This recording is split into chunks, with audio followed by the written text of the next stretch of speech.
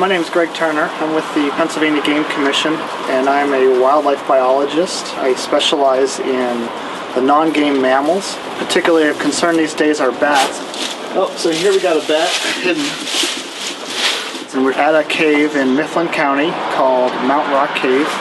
I'm not sure if you can see that, but that looks like a big brown bat wedged right in that crack. About 2 years ago, we diagnosed white nose syndrome here, which is a disease that is affecting bats, all cave hibernating bats. So this site had, before white nose syndrome came, a couple hundred bats, somewhere between 4 and 5 species, depending on the year. And today we just went in and surveyed it, and we found about 63 bats in there.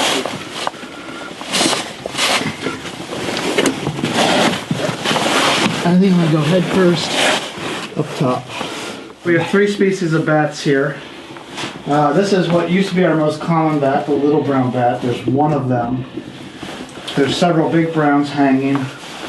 And then this down here, this little tiny guy is our state-threatened small-footed bat.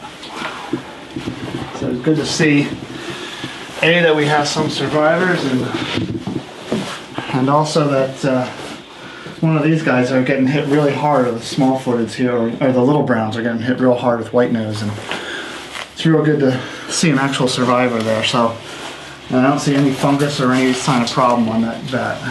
So we'll mark down our data and push on to the next section.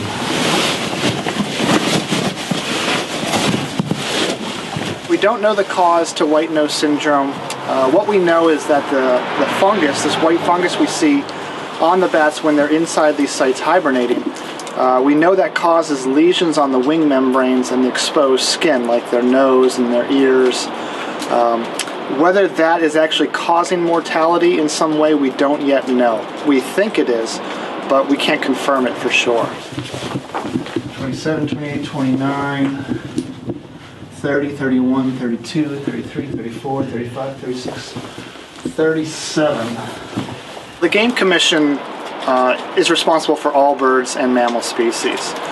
We have been monitoring and protecting bats in Pennsylvania for about 25 to 30 years now. Well, we've been doing surveys every 2 years, keeping track of what bat species are there and how many of each. So again, we have 1, 2, 3, 4, 5. The big thing we've done is formed a lot of collaborations and worked on a lot of research trying to figure out what is going on with the fungus and the bats, why they're dying. Are there ways to slow it down to treat the fungus so that it won't kill the bats?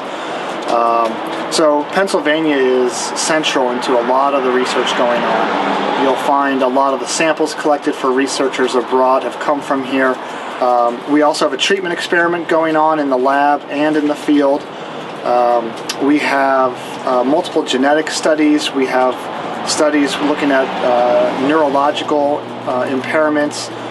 We're gathering data on the theory that dehydration may actually be killing them.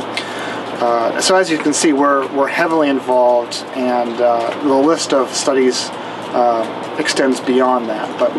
But we're doing a lot more than just actually trying to get mortality numbers. Was it worthwhile going back there? I got a pip and 5 more little browns too, and with full-blown fungus. But so yeah, it was worth it. The pip looked good.